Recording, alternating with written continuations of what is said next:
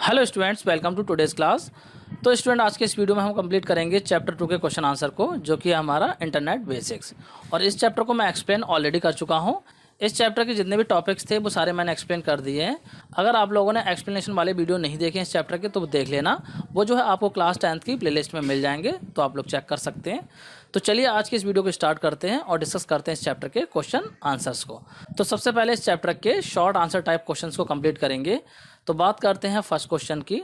तो पहला क्वेश्चन क्या है, देखिए, write down the one main advantage of E shopping.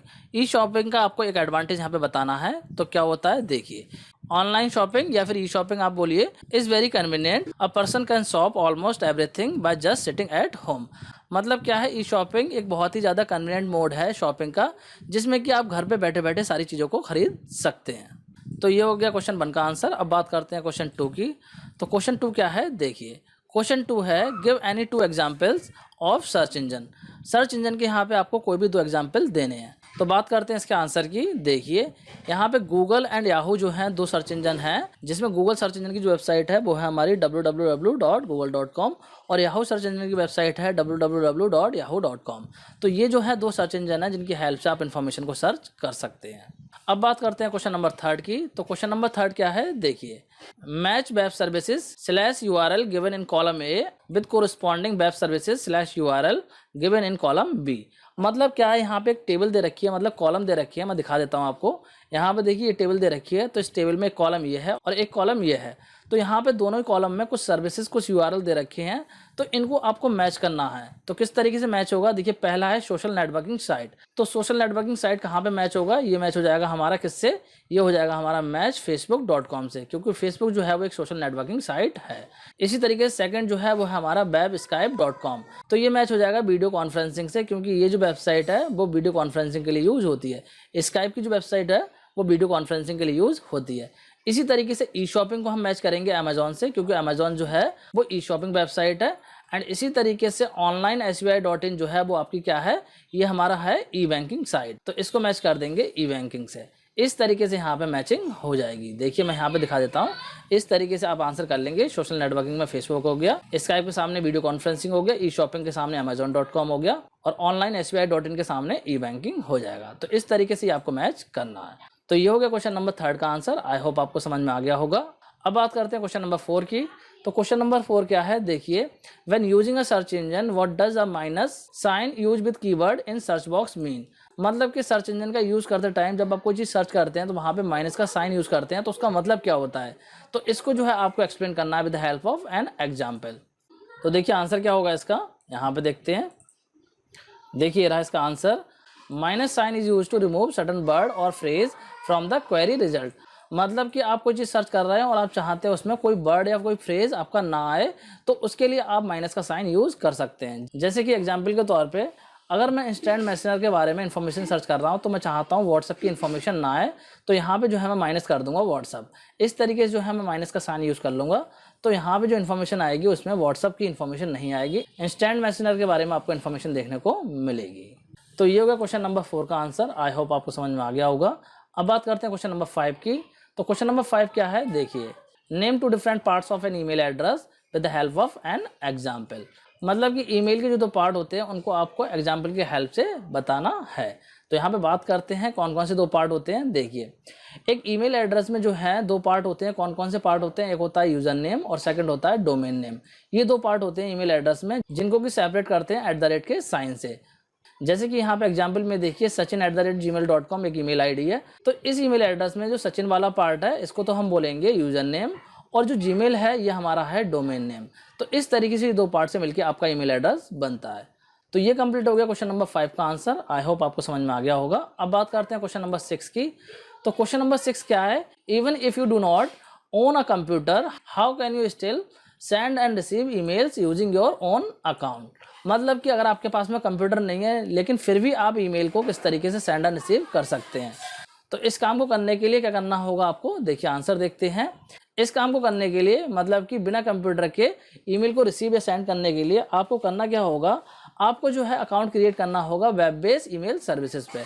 मतलब जो भी वेब बेस्ड ईमेल सर्विस होती हैं उनके थ्रू आपको अपना ईमेल अकाउंट क्रिएट करना पड़ेगा, जैसे कि जीमेल है, याहू मेल है। इस टाइप की जो वेब बेस्ड ईमेल सर्विसेज होती हैं उन पे आपको अपना ईमेल अकाउंट क्रिएट करना होगा और फिर जो है आप इन वेब बेस्ड ईमेल अकाउंट को कहीं से भी एक्सेस कर सकते हैं, मतलब कि वर्ल्ड में कहीं से भी एक्सेस कर सकते हैं किसी भी डिवाइस की हेल्प से, जैसे कि फ़ोन है, टैबलेट है, लैपटॉप है, किसी भी डिवाइस की हेल्प से इनको एक्सेस कर सकते हैं। तो यहाँ पे आपको कंप्यूटर की रिक्वायरमेंट नहीं है कि आपको कंप्यूटर पे ही बैठना पड़ेगा इनको एक्सेस करने के लिए, कहीं से भी किसी भी डिवाइस से इनको एक्सेस कर सकते हैं। तो इस तरीके से आप बिना कंप्यूटर के ईमेल को सेंड एंड रिसीव कर सकते हैं। तो ये हो गया हमारा क्वेश्चन नंबर 6 का आंसर। आई होप आपको समझ में आ गया होगा। अब बात करते हैं नेक्स्ट क्वेश्चन की, जो कि है क्वेश्चन नंबर 7।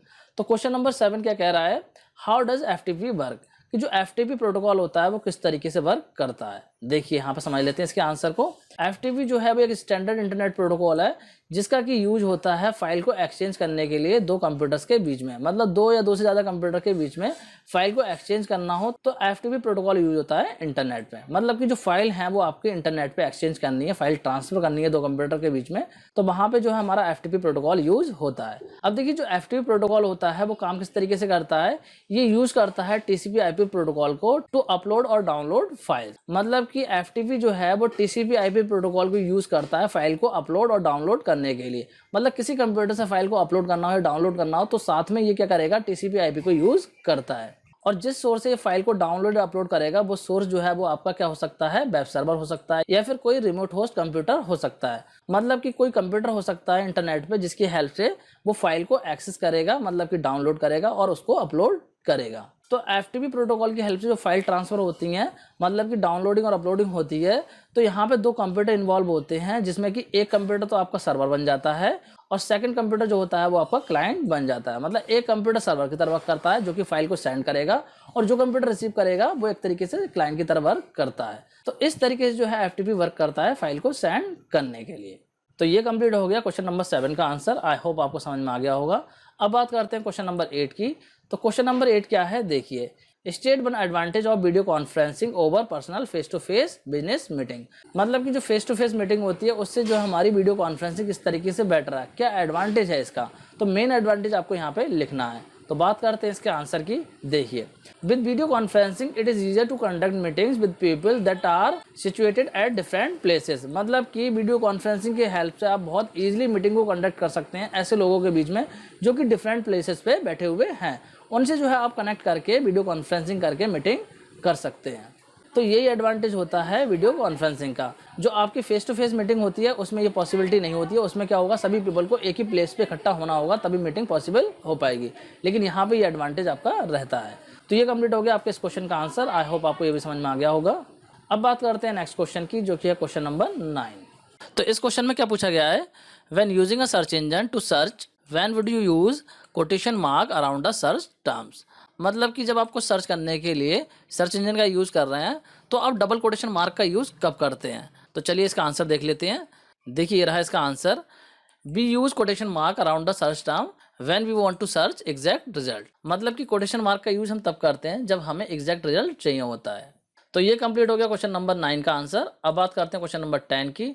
तो क्वेश्चन नंबर 10 क्या है, write web extension given to the sites of the following types of organisation. तो यहाँ पे दो ऑर्गेनाइजेशन दे रखी है, इनके लिए आपको वेब एक्सटेंशन लिखनी है। तो चलिए आंसर देख लेते हैं। अगर हम बात करें मिलिट्री की, तो मिलिट्री के लिए जो एक्सटेंशन होती है वो होती है .mil। ये वेब एक्सटेंशन जो है मिलिट्री ऑर्गेनाइजेशन के लिए होती है। और गवर्नमेंट ऑर्गेनाइजेशन के लिए जो वेब एक्सटेंशन होती है वो होती है हमारी .gov। तो ये दोनों हो गई वेब एक्सटेंशन इन ऑर्गेनाइजेशन के लिए। तो ये कंप्लीट हो गया क्वेश्चन नंबर 10 का आंसर। अब बात करते हैं क्वेश्चन नंबर 11 की। तो क्वेश्चन नंबर 11 क्या है, distinguish between downloading and uploading files. मतलब कि डाउनलोडिंग और अपलोडिंग फाइल में क्या डिफरेंस होता है। तो बात करते हैं, देखिए पहले बात करते हैं डाउनलोडिंग की। तो डाउनलोडिंग क्या है, downloading is a process of getting web pages, images and files from web server. मतलब कि वेब सर्वर से फाइल को रिसीव करने के प्रोसेस को बोलते हैं डाउनलोडिंग। मतलब कि जब इंटरनेट से आप कुछ डाउनलोड करते हैं तो वो फाइल आप किसी न किसी वेब सर्वर से रिसीव कर रहे होते हैं, तो उस प्रोसेस को बोलते हैं हम डाउनलोडिंग। एंड अगर बात करें अपलोडिंग की, तो अपलोडिंग क्या है, uploading is the process of putting web pages, images and files on to web server. मतलब कि अपलोडिंग एक ऐसा प्रोसेस है जिसमें कि हम अपने कंप्यूटर से फाइल को ट्रांसफर करते हैं वेब सर्वर पे। जिस वेबसाइट पे भी आप अपलोड करेंगे उस वेबसाइट का जो वेब सर्वर होगा वहाँ पे जो है फाइल आपकी सेव हो जाएंगी। तो अपने कंप्यूटर से वेब सर्वर पे फाइल को ट्रांसफर करने के प्रोसेस को ही हम बोलते हैं अपलोडिंग। तो ये कंप्लीट हो गया क्वेश्चन नंबर 11 का आंसर। अब बात करते हैं क्वेश्चन नंबर 12 की। तो क्वेश्चन नंबर 12 क्या है, how can video conferencing be helpful to teachers, write one point. मतलब कि जो वीडियो कॉन्फ्रेंसिंग है वो किस तरीके से टीचर्स के लिए हेल्पफुल हो सकती है। तो चलिए इसका आंसर देख लेते हैं। देखिए, video conferencing helps teachers to teach students online. मतलब कि वीडियो कॉन्फ्रेंसिंग जो है वो टीचर्स को हेल्प करती है स्टूडेंट को ऑनलाइन पढ़ाने में। जैसे कि आजकल जो है हम जूम एप्लीकेशन यूज़ कर रहे हैं पढ़ाने के लिए। तो जूम एप्लीकेशन क्या है, वीडियो कॉन्फ्रेंसिंग एप्लीकेशन है, वहाँ पे जो है हम आपको पढ़ाते हैं। तो यही मेन एडवांटेज हो जाएगा वीडियो कॉन्फ्रेंसिंग का फॉर टीचर्स। तो इस क्वेश्चन के लिए इतना आंसर काफ़ी है। अब जो हमने इस चैप्टर के सारे short answer type question complete कर लिए, अब डिस्कस करते हैं इस चैप्टर के लॉन्ग आंसर टाइप क्वेश्चंस को। तो बात करते हैं लॉन्ग आंसर टाइप क्वेश्चंस की। पहला क्वेश्चन देखते हैं। पहला क्वेश्चन क्या है, what is a web service, discuss the various web service in brief. मतलब कि इस क्वेश्चन में आपको बताना है कि वेब सर्विस होती क्या है और डिफरेंट टाइप की वेब सर्विसेज के बारे में आपको थोड़ा थोड़ा लिखना है। तो चलिए इसका आंसर देखते हैं। देखिए, ये रहा इसका आंसर। तो पहले बात करते हैं वेब सर्विसेज की कि वेब सर्विस क्या होती हैं, क्योंकि यहाँ पे पूछा है इन्होंने वेब सर्विस होती क्या है। तो वेब सर्विस बोलिए या फिर इंटरनेट सर्विसेज बोलिए, ये हैं क्या, are the software based services which are offered by an electronic device to another device communication with each other via world wide web. मतलब कि वेब सर्विसेज जो हैं वो सॉफ्टवेयर बेस्ड ऐसी सर्विस हैं जिसमें कि जो इलेक्ट्रॉनिक डिवाइस हैं वो एक दूसरे से कनेक्टेड होती हैं with the help of world wide web. तो ये तो बात हो गई कि वेब सर्विसेज क्या होती हैं। इतने पार्ट का आंसर तो आपका ये कंप्लीट हो गया। अब बात करते हैं डिफरेंट टाइप की वेब सर्विसेज की। तो यहाँ पे देखिए डिफरेंट टाइप की वेब सर्विसेज कौन कौन सी होती हैं। पहले ये यहाँ पे ईमेल। तो ईमेल की सर्विस क्या है हम लोग डिस्कस कर चुके हैं। ईमेल एक ऐसी वेब सर्विस है जहाँ पे कि यूजर जो है मैसेज को सेंड एंड रिसीव कर सकते हैं इंटरनेट की हेल्प से। इसके अलावा ऑनलाइन चैटिंग भी जो है वो एक तरीके की वेब सर्विस है जिसमें कि आप कम्युनिकेशन को इंस्टेंटली कर सकते हैं। मतलब क्या है, यहाँ पे भी मैसेज को आप सेंड एंड रिसीव कर सकते हैं, लेकिन जो मैसेज सेंड एंड रिसीव होंगे वो काफ़ी इंस्टेंटली होंगे। इसी तरीके से वीडियो कॉन्फ्रेंसिंग भी एक वेब सर्विस है जिसमें क्या होता है कि आप जो है कम्युनिकेशन कर सकते हैं मल्टीपल पीपल से विद पिक्चर्स। मतलब कि यहाँ पे आपकी वीडियो वगैरह भी जाती है और बहुत सारे लोगों से आप कम्युनिकेट कर सकते हैं या फिर आप कह सकते हैं मीटिंग कर सकते हैं ऐसे पीपल से जो कि डिफरेंट लोकेशंस पे बैठे हुए हैं। तो उनसे आप कम्युनिकेशन कर सकते हैं, मीटिंग कर सकते हैं और वहाँ पे क्या रहेगा, आपका वीडियो ऑडियो भी साथ में रहेगा। तो ये होती है हमारी वीडियो कॉन्फ्रेंसिंग। इन सारे सर्विसेज को मैंने आपको बहुत अच्छे से समझा रखा है। जो एक्सप्लेनेशन वाले पार्ट हैं उनमें बहुत अच्छे से समझा रखा है। यहाँ पे मैं आपको क्वेश्चन आंसर करा रहा हूँ, तो यहाँ पे जो है मैं ज़्यादा डिटेल में नहीं जा रहा हूँ, बस मैं आपको थोड़ा थोड़ा एक्सप्लेन करते चल रहा हूँ। इसके अलावा जो है कुछ और वेब सर्विसेज हैं। कौन कौन सी है, ई लर्निंग है। ई लर्निंग क्या होती है, ऑनलाइन लर्निंग। मतलब क्या है, ऐसी फैसिलिटी जिसमें कि आप एप्लीकेशन वगैरह का यूज़ करके ऑनलाइन स्टडी कर सकते हैं। मतलब कि कोई स्टडी आप इंटरनेट की हेल्प से करते हैं तो आ जाता है ई लर्निंग में। इसी तरीके से ई शॉपिंग एक वेब सर्विस होती है जिसमें कि आप प्रोडक्ट को ऑनलाइन परचेज कर सकते हैं, मतलब कि बाय कर सकते हैं। एंड ई ग्रुप जो है वो भी आपकी एक वेब सर्विस है जिसमें कि आप मल्टीपल पीपल से कम्युनिकेशन कर सकते हैं किसी ग्रुप को ज्वाइन करके। मतलब कि इंटरनेट पे बहुत सारे ऐसे ग्रुप्स होते हैं जिनको ज्वाइन करके आप मल्टीपल पीपल से कम्युनिकेट कर सकते हैं, वहाँ पे जो है अपने थॉट्स वगैरह शेयर कर सकते हैं। एंड इसके अलावा सबसे ज़्यादा पॉपुलर जो वेब सर्विस है दैट इज सोशल नेटवर्किंग, जो कि आजकल बहुत ज़्यादा यूज हो रही है। तो सोशल नेटवर्किंग जो है वो ऐसा ऑनलाइन प्लेटफॉर्म होता है जहाँ पे कि आप सोशल नेटवर्क अपना बिल्ड कर सकते हैं। मतलब कि मल्टीपल पीपल से कनेक्ट हो सकते हैं, अपने फ्रेंड्स वगैरह बना सकते हैं, उनके साथ में चीज़ों को शेयर कर सकते हैं। तो ये कुछ कॉमन वेब सर्विसेज हैं जो कि मैंने इस क्वेश्चन के आंसर के लिए यहाँ पे लिख दी हैं। तो इस क्वेश्चन के लिए इतनी ही वेब सर्विसेज काफ़ी हैं। तो ये हो गया हमारा क्वेश्चन नंबर 2 का आंसर। आई होप आप लोगों को समझ में आ गया होगा। अब बात करते हैं क्वेश्चन नंबर 3 की। तो क्वेश्चन नंबर 3 क्या है, what do you understand by mobile technology, explain 3G and 4G। मतलब कि इस क्वेश्चन में आपको मोबाइल टेक्नोलॉजी को एक्सप्लेन करना है और साथ ही आपको 3G एंड 4G टेक्नोलॉजी को भी एक्सप्लेन करना है। तो पहले बात करते हैं मोबाइल टेक्नोलॉजी की। देखिए, मोबाइल टेक्नोलॉजी जो है वो एक ऐसी टेक्नोलॉजी है जो कि मेनली आपके मोबाइल डिवाइसेस के लिए यूज़ होती है। मतलब कि मोबाइल डिवाइसेस में कम्युनिकेशन के लिए जो टेक्नोलॉजी यूज होती है उसको बोलते हैं मोबाइल टेक्नोलॉजी। अब बात करते हैं 3G की। तो 3G क्या है, 3G जो है वो आपकी 3rd जनरेशन वायरलेस टेक्नोलॉजी है जिसमें कि आपको काफ़ी फास्ट इंटरनेट कनेक्शन मिल जाता है जिसकी हेल्प से आप ऑडियो और वीडियो को स्ट्रीम कर पाते हैं। मतलब कि 3G टेक्नोलॉजी ही पहली ऐसी टेक्नोलॉजी थी जिसमें कि ऑडियो और वीडियो को स्ट्रीम करना पॉसिबल हो पाया था। इसके अलावा अगर हम बात करें 4G की, तो 4G क्या है, 4G जो है वो IP based packet switching integrated system है। मतलब कि 4G जो है वो आपकी 3G से भी ज़्यादा एडवांस टेक्नोलॉजी है जहाँ पे कि आपको और भी ज़्यादा हाई स्पीड मिलती है। यहाँ पे जो ट्रांसमिशन स्पीड है वो आपकी हो सकती है 100 Mbps से 1 Gbps तक। मतलब कि डेटा इस स्पीड से भी ट्रांसफ़र हो सकता है इस टेक्नोलॉजी में। तो ये कंप्लीट हो गया हमारा क्वेश्चन नंबर 3 का आंसर। अब बात करते हैं क्वेश्चन नंबर 4 की। तो क्वेश्चन नंबर 4 क्या है, right the features of e governance. E governance के आपको फीचर्स यहाँ पे लिखने हैं। तो चलिए यहाँ पे डिस्कस कर लेते हैं।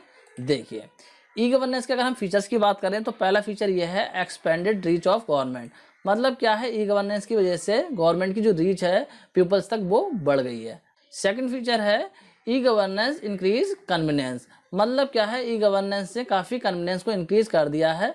अगर आपको पासपोर्ट बनवाना है या ड्राइविंग लाइसेंस वगैरह बनवाना है तो आपको जो है पासपोर्ट ऑफिस के बहुत सारे चक्कर लगाने की जरूरत नहीं है, वहाँ पे जाके लाइन में लगने की जरूरत नहीं है। आप जो है ऑनलाइन ही उसको अप्लाई कर सकते हैं। तो यहाँ पे जो है ई गवर्नेंस की हेल्प से इंक्रीज हुआ है क्या, कन्वीनियंस। इसके अलावा नेक्स्ट फीचर है हाई ट्रांसपेरेंसी। मतलब क्या है, ई गवर्नेंस की हेल्प से काफ़ी ज़्यादा ट्रांसपेरेंसी आ गई है वर्क में। अगर किसी भी वर्क के लिए कोई अप्लाई करता है, मान लीजिए कोई डॉक्यूमेंट के लिए अप्लाई करता है, तो वहाँ पे वो ट्रैक कर सकता है कि डॉक्यूमेंट जो है वो कहाँ तक फॉरवर्ड हुआ है, क्या प्रोसेसिंग उसकी चल रही है, वो सारी डिटेल वहाँ पे वो चेक कर सकता है। तो यहाँ पे जो है ट्रांसपेरेंसी काफ़ी ज़्यादा आ गई है। इसके अलावा जो है कुछ और फीचर्स हैं, कौन कौन से हैं, यहाँ पे जो है रिड्यूस हुआ है करप्शन। मतलब ई गवर्नेंस की हेल्प से जो है करप्शन काफ़ी ज़्यादा कम हो गया है, क्योंकि कोई भी डॉक्यूमेंट वगैरह बनवाना होता है तो अब जो है आपको ऑफिस में जाके लाइन में लगने की रिक्वायरमेंट नहीं होती है। आप जो है सारी चीज़ें ऑनलाइन कर सकते हैं। और ऑनलाइन जो है गवर्नमेंट के कुछ ऐसे प्लेटफॉर्म है जहाँ पे कि आप कंप्लेंट भी कर सकते हो। कोई अगर आपका वर्क नहीं हो रहा सही से तो वहाँ पर आप कंप्लेंट भी कर सकते हो। Next feature is direct participation of constituents.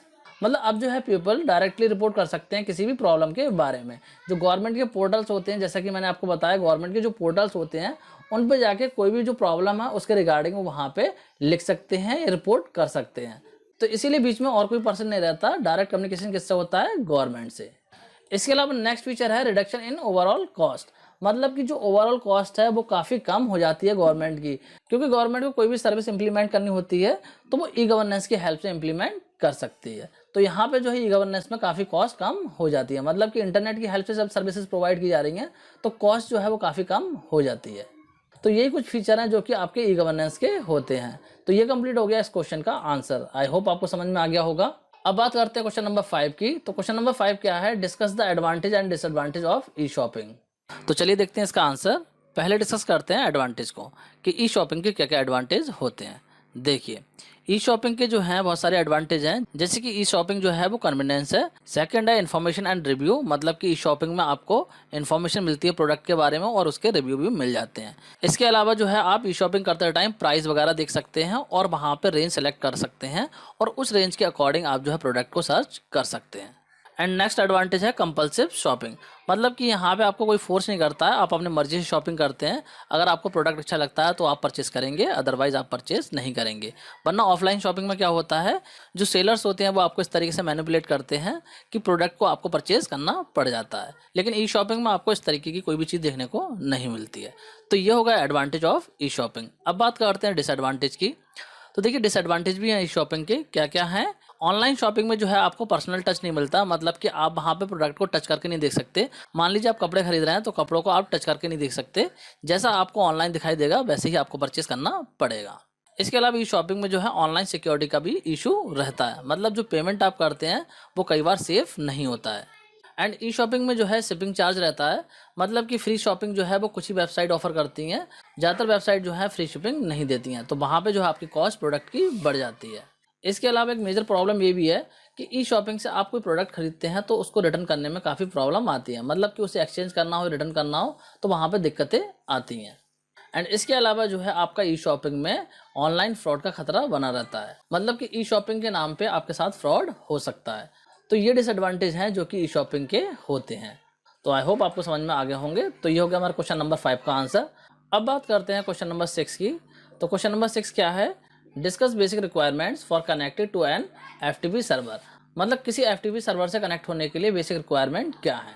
तो चलिए इसका आंसर देख लेते हैं क्या क्या रिक्वायरमेंट्स हैं। देखिए जब भी आपको एफटीपी सर्वर से कनेक्ट होना होता है तो उससे पहले जो है आपको एफटीपी क्लाइंट सॉफ्टवेयर को इंस्टॉल करना होता है अपने कंप्यूटर पे, क्योंकि आप बिना इस सॉफ्टवेयर के एफटीपी सर्वर से कनेक्ट नहीं हो पाएंगे। इसके अलावा अगर आप चाहें तो एफटीपी सर्वर से वेब एड्रेस के थ्रू भी कनेक्ट हो सकते हैं। मतलब कि ऑनलाइन जो है आप कनेक्ट हो सकते हैं यूजर नेम पासवर्ड डाल के। तो काफ़ी सारे एफटीपी सर्वर ऐसे होते हैं जहाँ पे कि आपको साइन इन करने की रिक्वायरमेंट होती है, लेकिन कुछ एफटीपी सर्वर ऐसे भी होते हैं जहाँ पे कि आपको साइन इन करने की रिक्वायरमेंट नहीं होती है। आप जो वहाँ पे as a guest log in कर सकते हैं। मतलब कि वहाँ पे उसको कनेक्ट हो सकते हैं, आपको रजिस्टर करने की रिक्वायरमेंट नहीं होती है। तो ऐसे ही कुछ FTP सर्वर के एड्रेस जो हैं वो ये रहे, इनको आप यूज़ कर सकते हैं। तो यहाँ पे सबसे मेन रिक्वायरमेंट क्या है, आपको जो है FTP क्लाइंट सॉफ्टवेयर को इंस्टॉल करना पड़ेगा FTP सर्वर से कनेक्ट होने के लिए, या फिर जो है आप वेब एड्रेस के थ्रू कनेक्ट हो सकते हैं। जैसे कि मैंने यहाँ पे जो एड्रेस बताया इनके थ्रू आप कनेक्ट हो सकते हैं FTP सर्वर से। तो ये हो गया क्वेश्चन नंबर 6 का आंसर। अब बात करते हैं क्वेश्चन नंबर 7 की। तो क्वेश्चन नंबर 7 क्या है, discuss briefly a few disadvantage of video conferencing. तो इस क्वेश्चन में जो है आपको वीडियो कॉन्फ्रेंसिंग के कुछ डिसएडवांटेज यहाँ पे बताने हैं। तो चलिए देखते हैं क्या क्या डिसएडवांटेज होते हैं वीडियो कॉन्फ्रेंसिंग के। पहला डिसएडवांटेज तो यह है कि यहाँ पे आपको रिलायबल और फास्ट इंटरनेट कनेक्शन की रिक्वायरमेंट होती है। और सेकंड डिसएडवांटेज ये है कि कई बार फास्ट कनेक्शन होने के बावजूद भी जो आपका वॉइस वगैरह होता है या वीडियो वगैरह होता है वो कई बार डिले होता है, मतलब कि वहाँ पे आपको डिले देखने को मिलेगा। और अगर आप चाहते हैं अच्छी वीडियो कॉन्फ्रेंसिंग को करना तो उसके लिए आपको चाहिए हाई क्वालिटी का डेडिकेटेड वीडियो कॉन्फ्रेंसिंग सिस्टम, जिसकी हेल्प से आप अच्छे से वीडियो कॉन्फ्रेंसिंग कर पाएंगे। लेकिन ये जो सिस्टम होता है वो काफ़ी एक्सपेंसिव होता है, तो ये भी एक डिसएडवांटेज हो गया। इसके अलावा सबसे मेजर डिसएडवांटेज ये है कि यहाँ पे टेक्निकल डिफिकल्टीज होती हैं। मान लो कोई सॉफ्टवेयर, हार्डवेयर या फिर नेटवर्क फेल हो गया तो उस टाइम में जो है आपकी मीटिंग पूरी एंड हो जाएगी, मतलब जो कॉन्फ्रेंस चल रहा होगा वो वहाँ पे आपका डिस्टर्ब हो जाएगा। तो ये जो है कुछ मेजर डिसएडवांटेज हैं वीडियो कॉन्फ्रेंसिंग के। आई होप आप लोगों को समझ में आ गए होंगे। तो ये हो गया क्वेश्चन नंबर 7 का आंसर। अब बात करते हैं क्वेश्चन नंबर 8 की। तो क्वेश्चन नंबर 8 क्या है, how does a SSH protocol protect data. मतलब जो SSH प्रोटोकॉल होता है वो किस तरीके से डेटा को प्रोटेक्ट करता है। तो बात करते हैं, देखिए SSH जो प्रोटोकॉल है इसकी फुल फॉर्म होती है सिक्योर सॉकेट सेल प्रोटोकॉल। ये जो है इसकी फुल फॉर्म होती है। तो ये जो है सिक्योर करता है डेटा को अनसिक्योर नेटवर्क में। किस तरीके से सिक्योर करता है, ये जो है एस्टेब्लिश करता है secure connection between client and network host. मतलब जो नेटवर्क होस्ट होगा और जो क्लाइंट होगा जो डेटा को एक्सेस कर रहा है उनके बीच में एक सिक्योर कनेक्शन को एस्टेब्लिश कर देता है, जिससे कि जो डेटा होता है वो आपका सिक्योर फॉर्म में ट्रांसफर होता है। तो इस तरीके से जो है ये प्रोटोकॉल सिक्योर करता है डेटा को। तो ये हो गया क्वेश्चन नंबर 8 का आंसर। आई होप आपको ये भी समझ में आ गया होगा। अब बात करते हैं क्वेश्चन नंबर 9 की। तो क्वेश्चन नंबर 9 क्या है, what do you mean by PC banking. मतलब कि पीसी बैंकिंग क्या होती है। तो चलिए देख लेते हैं आंसर कि पीसी बैंकिंग क्या होती है। पीसी बैंकिंग जो है वो एक ऐसे टाइप की बैंकिंग है जहाँ पे कि आप अपना पर्सनल कंप्यूटर यूज़ करके बैंकिंग करते हैं। मतलब कि आप बैंकिंग के लिए अपना पर्सनल कंप्यूटर यूज़ करते हैं और उस कंप्यूटर पे आप personal financial management software use करते हैं, जिसकी हेल्प से जो है आप ट्रांजैक्शन करते हैं। जैसे कि क्विकन है, माइक्रोसॉफ्ट मनी है, इस टाइप के सॉफ्टवेयर हैं। इनको अपने कंप्यूटर पर इंस्टॉल करके जो है आप पीसी बैंकिंग कर सकते हैं। मतलब कि जो बैंकिंग ऑपरेशन है वो आप परफॉर्म कर सकते हैं। तो सिंपल टर्म में जो है पीसी बैंकिंग ऐसी बैंकिंग है जिसमें कि आप बैंकिंग को करने के लिए पर्सनल कंप्यूटर यूज़ करते हैं, चाहे वो आपका लैपटॉप हो चाहे वो आपका डेस्कटॉप हो। तो उसकी हेल्प से आप बैंकिंग ऑपरेशन परफॉर्म करते हैं, तो उसको हम बोलते हैं पीसी बैंकिंग। तो ये हो जाएगा इस क्वेश्चन का आंसर। आई होप आपको समझ में आ गया होगा। अब जो इस चैप्टर के हमने long answer type question complete कर लिए हैं, अब डिस्कस करते हैं चैप्टर के एप्लीकेशन बेस्ड क्वेश्चंस को। तो पहला एप्लीकेशन बेस्ड क्वेश्चन देखते हैं। पहला एप्लीकेशन बेस्ड क्वेश्चन है, Parul has given a table which contain a list of email addresses and she has been asked to find all the valid email addresses in the list and put a tick mark in front of them। मतलब कि यहाँ पे एक list है, मैं list दिखा देता हूँ आपको। देखिए ये लिस्ट है। तो इस लिस्ट में जो है बहुत सारे ईमेल एड्रेस दे रखे हैं। तो इस लिस्ट में से बोला गया है पारुल को चेक करना है कि कौन सा एड्रेस जो है वो वैलिड है। जो वैलिड है उसके आगे राइट का टिक कर देना है और जो वैलिड नहीं है उसको हम क्रॉस कर देंगे। वैसे यहाँ पे देने रखा है क्रॉस करने के लिए, बस यहाँ पे बोला है जो वैलिड है उसके आगे आपको टिक का निशान लगाना है। तो चलिए करते हैं इसको। देखिए तो पहले ईमेल एड्रेस की बात करें तो यहाँ लिखा हुआ है aditi_gupta@redmail.com।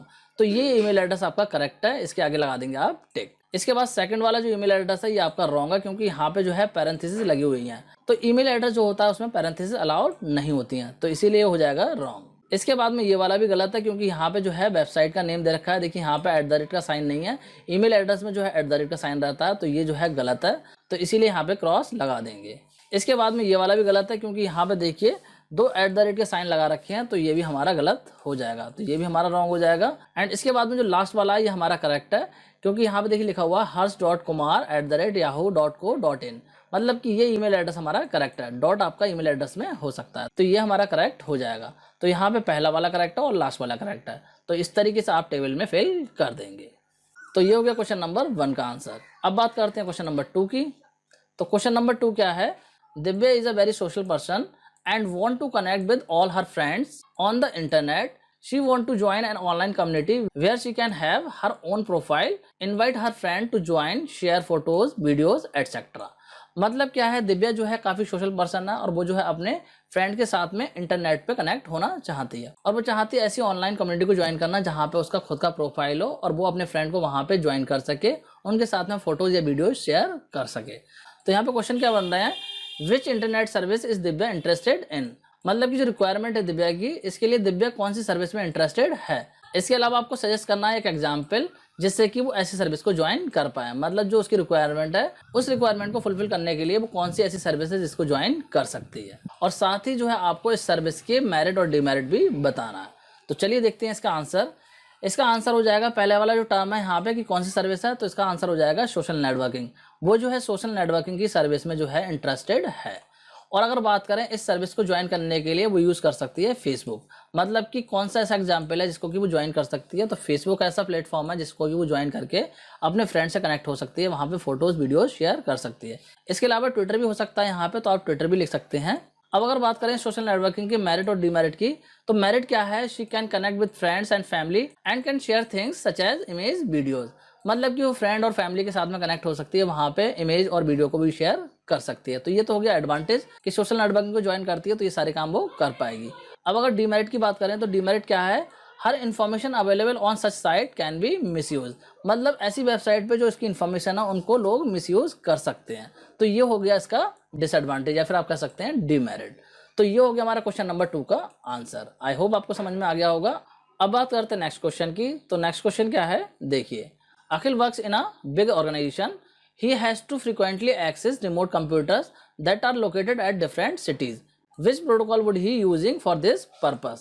मतलब अखिल जो है एक बड़ी ऑर्गेनाइजेशन में काम करता है और उसे जो है रिमोटली कंप्यूटर को एक्सेस करने की रिक्वायरमेंट होती है। जो कंप्यूटर अलग अलग सिटीज़ में उनको एक्सेस करने की रिक्वायरमेंट होती है, तो उनको एक्सेस करने के लिए वो कौन सा प्रोटोकॉल यहाँ पे यूज़ कर रहा होगा। मतलब कि इस काम को करने के लिए कौन सा प्रोटोकॉल यहाँ पे यूज़ होगा। तो आंसर क्या होगा, देखिए, इस काम को करने के लिए यहाँ पे यूज होगा प्रोटोकॉल टेलनेट। मैंने आपको बताया था टेलनेट की हेल्प से आप रिमोटली कंप्यूटर्स को एक्सेस कर सकते हैं। तो इसका आंसर हो जाएगा टेलनेट। अब बात करते हैं नेक्स्ट क्वेश्चन की, जो कि हमारा क्वेश्चन नंबर 4। तो क्वेश्चन नंबर 4 क्या है, Aarushi want to organise an expert lecture for her students on the topic web services. However, due to bad weather condition the guest lecture could not come down to her institute. Suggest the technology that can be use at the last moment to organise a virtual lecture for the children. मतलब क्या है, आरुषि को जो है web service वाले topic पे एक lecture organise करना था अपने स्टूडेंट्स के लिए, लेकिन खराब मौसम की वजह से ये जो लेक्चर है वो इंस्टीट्यूट में नहीं हो पा रहा है। तो लास्ट मोमेंट पे जो है अगर वो उसको वर्चुअली कंडक्ट करना चाहें तो कौन सी सर्विस या फिर आप कह सकते हैं टेक्नोलॉजी वो इस काम को करने के लिए यूज कर सकती है। तो ऑनलाइन लेक्चर को कंडक्ट करने के लिए she can use video conferencing. Video conferencing के थ्रू जो है वो अपना लेक्चर दे सकती है अपने स्टूडेंट्स को। तो ये हो गया क्वेश्चन नंबर 4 का आंसर। आई होप आपको समझ में आ गया होगा। अब बात करते हैं क्वेश्चन नंबर 5 की। तो क्वेश्चन नंबर 5 क्या है, देखिए, identify domain names and URLs from the following list. यहाँ पे देखिए लिस्ट दे रखी है आपके सामने, तो इस लिस्ट में से जो है आपको डोमेन नेम और यूआरएल को आइडेंटिफाई करना है कि कौन कौन से यहाँ पे यूआरएल है और कौन कौन से डोमेन नेम है। तो चलिए यहाँ पे आंसर को डिस्कस करते हैं। अगर हम बात करें यूआरएल की, तो यहाँ पे अगर देखें हम सारी वेबसाइट को, तो एक तरीके से कह सकते हैं सारे जो हमारे यूआरएल हैं, लेकिन यहाँ पे जो एड्रेसेस दे रखे हैं वो प्रॉपर तरीके से नहीं है, तो इसीलिए जो प्रॉपर यूआरएल हमें लग रहे हैं उन्हीं को हम यहाँ पे लेंगे।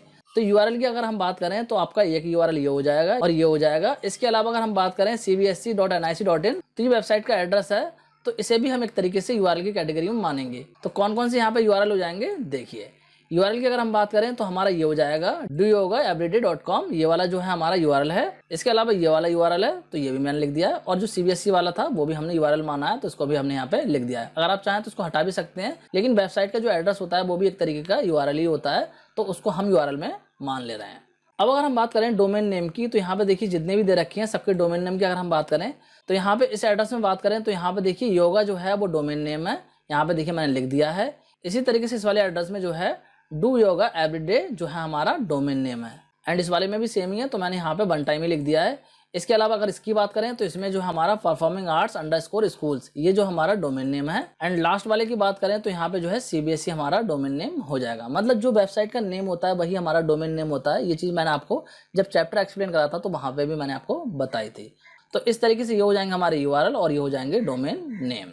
तो ये कंप्लीट हो गया 5th एप्लीकेशन बेस्ड क्वेश्चन का आंसर। आई होप आपको ये भी समझ में आ गया होगा। तो इसी के साथ स्टूडेंट आपके सारे क्वेश्चन आंसर कंप्लीट हो गए हैं। जितने भी क्वेश्चन थे इस चैप्टर में वो सारे मैंने आपको कंप्लीट करा दिए हैं। आई होप आपको समझ में आ गए होंगे। तो स्टूडेंट आज के इस वीडियो को यहीं पे एंड करते हैं। नेक्स्ट वीडियो में हम डिस्कस करेंगे नेक्स्ट चैप्टर को। तो आज के इस वीडियो को यहीं पे एंड करते हैं। Thanks for watching.